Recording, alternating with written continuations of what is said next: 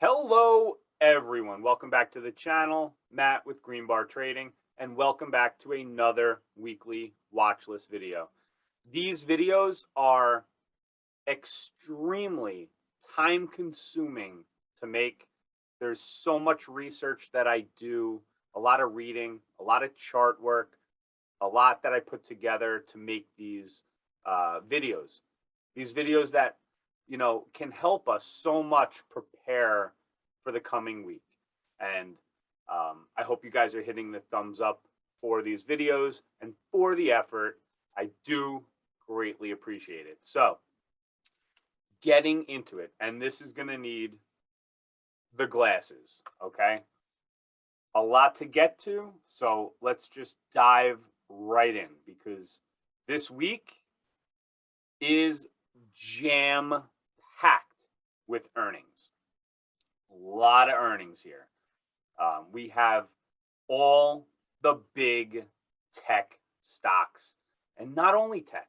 We have Ford, GM. We have so many stocks reporting. We have Amazon, Google, Facebook, PayPal, AMD, Qualcomm, Merck, Eli Lilly. You have so many stocks from all different sectors reporting.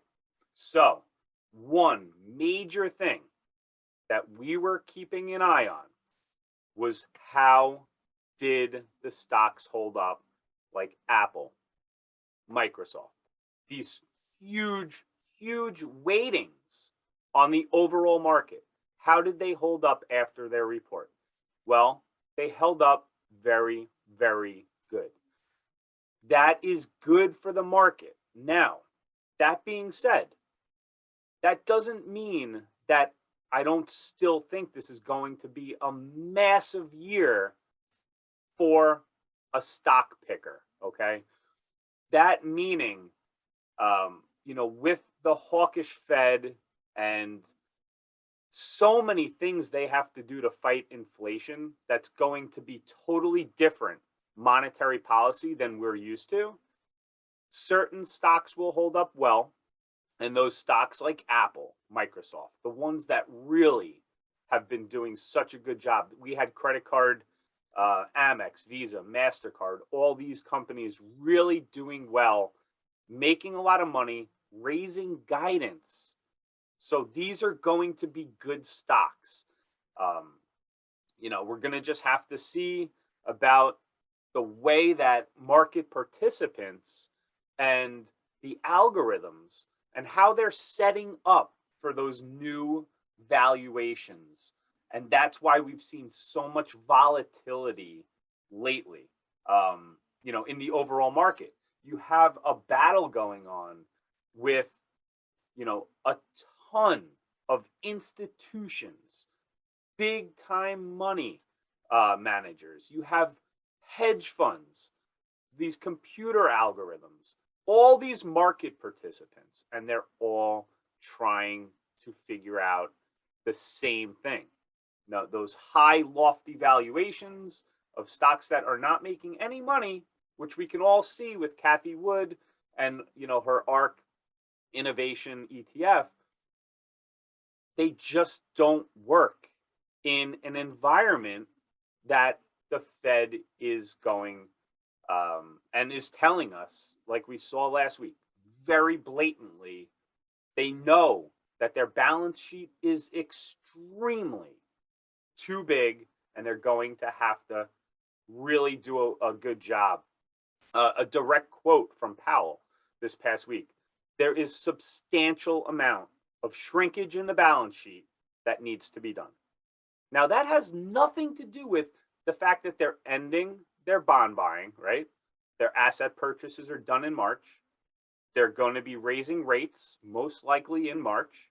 They should have already done it. I mean, we can all argue, and you'd have a great case that the Fed was totally wrong on inflation, and they are now playing catch up. The market does not like that. When a Fed has to play catch up, you can expect massive volatility to continue because they're going to have to even do more rate raises to catch up to a really crazy inflation that's been going on. So, we were expecting maybe 3 rate raises this year. If you were back in December, the December meeting, November meeting, now we're expecting to maybe even have, you know, a half a percentage raise at some points, maybe up to 7 raises this year. They're not taking anything off the table at this point because they have to tackle inflation that Powell is even saying is so over what they thought. That's what's riling up the markets. And it makes valuations for assets like stocks and equities and all this other stuff and bonds, that all has to change now. So that's why we're seeing all this. So getting into, we'll do the compass, which I love to call the compass, after I share the economic calendar. This is this week. So Monday, we have, a couple of things here, some Fed speakers, Mary Daly, they'll speak every once in a while, not really caring too much what they say. We already know where we're headed. Now on Friday, NFPs, okay? They're expecting a lower number. I really think the Fed is already dialed into what they're going to do. Now, this still might make markets a little choppy, and it's good to know when this stuff is coming out. That's why I post this every single morning in our Discord, because you have to know if you're going to be trading around certain times, you have to be aware of it, because the algorithms can really ratchet up a notch during these levels. And you don't want to, going against your trade, you take the trade off, wait to see what happens, then you could put your trade back on.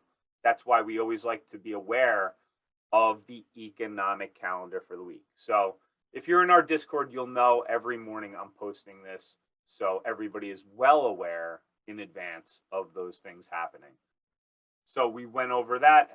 I guess since we're on our Discord, this is the information. The link will be in the description. If you are interested, you could come join. It's a terrific group. If you've been watching me long enough, this is going on a year now. It's a group of traders, a community, the Green Bar trading community, that has grown exponentially, and it's been a great place. I'm having a great time, in that community as well. No pressure at all, though. You don't have to join it, just if you see value in that. That being said, we go to my favorite part of the video, our compass. That means, and while I show this stuff and we do our best with technicals, I think it's, I don't know if I have to say this or not, but predicting markets and where they're going is absolutely impossible. We could only do our best by, looking at where we've come from, what we're looking at here, volume, RSI, different technical levels. That's the best we can do to give ourselves a better probability of predicting the right direction. If you know the direction the market might go, you're going to be that much better off. And if you know you're coming into a resistance level, you'll be that much better off. And if you know you're coming to support that, you'll be so much better off. So while I call it the compass, it doesn't mean it's always going to be accurate. But, that being said, you guys got to do your due diligence as well. This is this year of trading. This is the SPY. This is something that is a great indicator for the overall market. It is all encompassing. 500 stocks make up the S&P 500. It is all the biggest stocks, and it's a good gauge for the overall market. So this is what I noticed, and like I said, I post this stuff every morning. We were in a downtrend, okay? We're correcting. The market is in correction. We're not out of that correction yet. Even with that great move on Friday, we are still not out of that. We are under the 200-day moving average.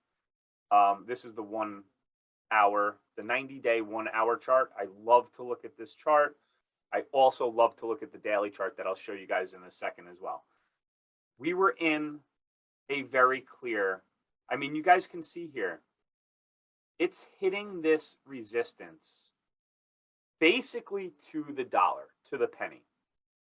Once we broke out of that at, let's see here, about 3 p.m., 2 or 3 p.m. on Friday, we broke this level on this really nice bullish hammer candlestick right here. So if you're looking at the 1 hour chart, which I highly recommend, don't just trade using the 1 minute, the 5 minute, the 15 minute, the 30 minute. Look at bigger time frames. You can get a great view of where we were. You could get a great view of where we may be seeing resistance. Well, that broke here. Now, when that breaks here, am I a buyer yet? No, because we haven't been able. This was support, the 200-day moving average, resistance, resistance, resistance. I will be a buyer for the market, the overall market, when we break the 200-day and actually close over the 200-day moving average. And this is something on the SPY that we really have not seen in a long time, where the 200-day moving average is actually the average that we're watching. It used to be the 50. The 50 moving average used to be the one that was support. You know, we could go back all year. I mean, all year the 50 was support. Broke under it here, came back, and it's just been ever since support. Once that broke down, the 200-day, which you can see here with my line, this is the orange line here. Traders start to look, where can the next bounce be? And the 200-day moving average was one of those areas. You can see here on the daily, and I'm just going to take off our trend line that you saw on the 1 hour. You can see that it's not able to break here. But what you are also able to see is a very low RSI, an RSI that is making a nice bullish move. Very oversold levels on the RSI, extremely oversold. This is where you would normally like to buy, but you don't want to buy the dip because it could still continue to dip. But what we do see here with these wicks on the daily chart very clearly, that there is definitely a lot of buying or algorithms. There's, you know, a lot of market participants that are jumping into stocks around here. And this is around our 10% correction area, right? That is where you would see the first, you know, okay, maybe the correction is over. Let's start to jump into some stocks here. But that can still come back against us. So just be aware of these things. So that's the SPY. Let's see, what else are we going to go to? We're going to go to our QQQ and look at this one. Same thing. So if we look at this on, you know, we'll start with the daily. It's consolidating here after a massive, massive sell-off. Well below the 200. The 200 on the Qs was a very, very much indicator that a lot of traders were looking at, and it blew through it like it wasn't even there. So now we're consolidating. Like I said, the last week of trading, we're seeing these big wicks bouncing off of key levels. So if we look at, and I'm just going to take off this, we're going to go into the 90-day, 1 hour. Very similar. Very similar to the SPY. Resistance level broken on Friday, but coming back up against clear resistance. Do I want to be a buyer here? No, because we can still continue to go back. It is good that we broke out of this resistance trend line, but this can be simple consolidation. Is it going to go up or is it going to go down? These are why these levels are here to help us out. So the Qs, I mean, Apple had earnings and they make up 12% of this, and it went up a huge amount on Friday. So can this just be because of Apple? 100%. So we have to, we need to see more stocks doing this if we want this to really get going. We're going to need a full gamut of all the tech stocks to help out, especially being down in correction areas. Next one, Dow Jones. The Dow ETF is DIA. This is filled with all your value type stocks, and it bounced off our 10% correction area basically to the dollar. So if you don't think algorithms are set to buy at certain levels, I mean, just look at this. This is why I like technical analysis. So now we have a bit of an uptrend forming, but we still can't get over this area. So you can tell all the markets are starting to look the same way. They can either break to the upside here or continue to get rejected where the market finished on Friday. So Monday, Tuesday, these are going to be really important days from a technical point of view. This is the ES. This is the S&P 500 futures. It's something that I love to chart, and it's very similar. Everything is very similar. We're kind of in this, bit of a channel here.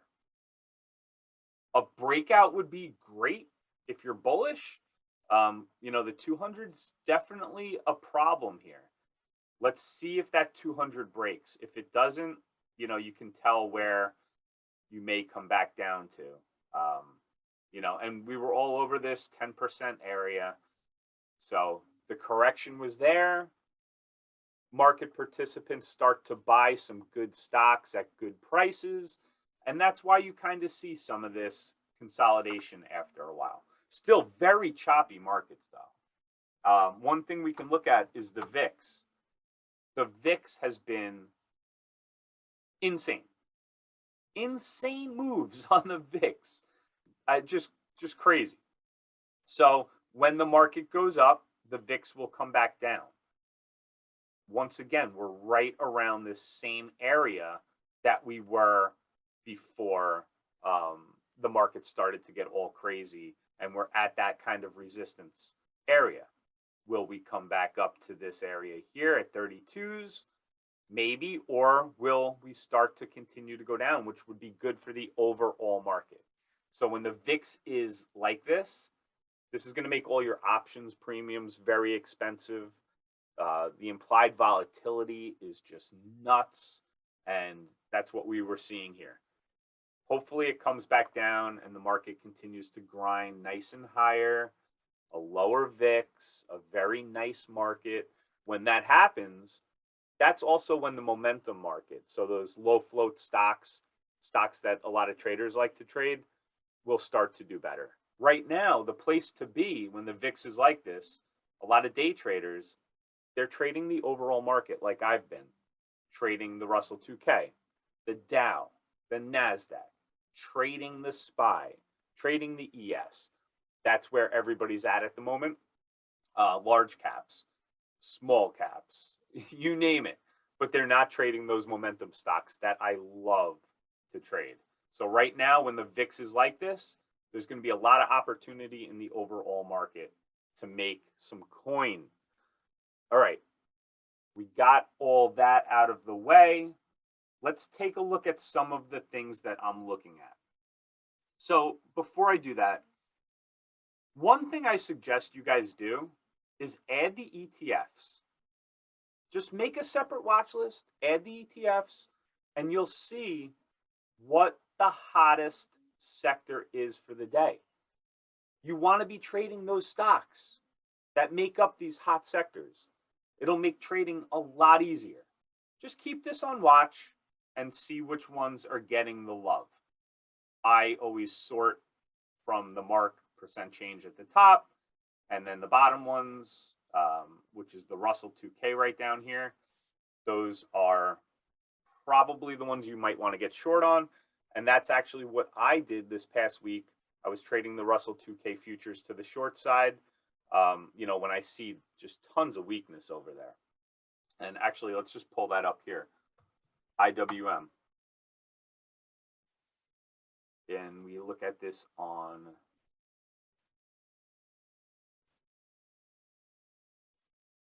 you guys can tell once this breaks, once these levels break, this is the gap filled now down here. It had a great bounce on Friday, like everything else did, from 187 to 195, but this is still going down. It looks to me like it's still going down. Am I a buyer yet just because it bounced off 187? What am I seeing at 187? What support am I seeing? I'm just seeing a bounce play with the overall market. This is down a tremendous amount from its high. This is something that can continue to go sideways. Is it going to go back up here? Probably not anytime soon. Once it breaks these key levels, you can see here on PayPal, very similar thing had happened here, and we're all over this. We're always all over these key breakdowns. When it broke 180s, I mean, look at this, down to 150, guys. Just knowing this and knowing where the gap fills are and the double tops here can really, really help you guys out. This is just all technical analysis. Another thing here, Citibank. And one of the things that are going to be on my watch list for this week is the XLF. That's the financial ETF. I'm just keeping it on watch. I'm not saying I'm all in financial stocks at the moment, but we need to just be aware. And Citibank here, I mean, look at this bounce here off this double bottom on the year. Does that mean it's going back up to 80 yet?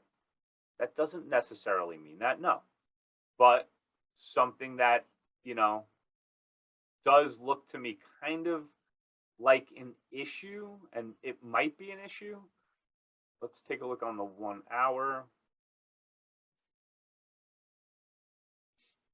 I like to just draw out these trend lines. This is from, basically, this is earnings right here, right into this level. We're starting to, kind of tried to get above this resistance trend line. And again here, so we'll just have to see. Maybe we could put in a trend line here. It's starting to tighten up. So this is Citibank starting to tighten up on the 1 hour chart. If it breaks out, great. That could be good for the XLF. But, and all these earnings are in the rearview mirror at this point. So, maybe we're making a series of new higher highs, new higher lows, and maybe we will break out of this bit of resistance. That would be nice. This is, like I said, this is just, simple technical analysis here. Let's see. Some of the ones that I'm looking at are, what am I looking at? That's a good question. Let's look at, this is the healthcare ETF.